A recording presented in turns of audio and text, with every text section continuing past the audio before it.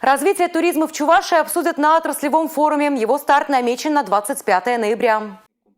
Форум «Чувашия туристическая» пройдет в формате стратегических сессий. Деловая программа завершится пленарным заседанием. Среди приглашенных экспертов – представители федеральных органов власти, депутаты Госдумы и туроператоры регионов Приволжского федерального округа. По каждым сессиям, по каждым площадкам определены ответственные, этими ответственными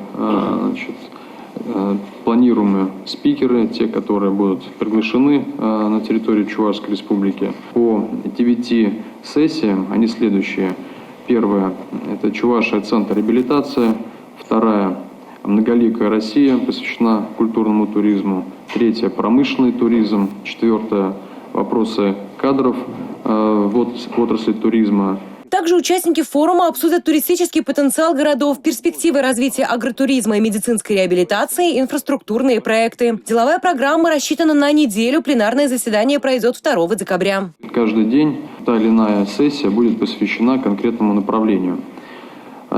Планируется по итогу форума и по итогу проведения пленарного заседания выйти на результаты. Это какой-то? Значит, разработать, прежде всего, календарь планируемых событий на 2023 год в Чувашской республике, который привлекает туристов по разным направлениям.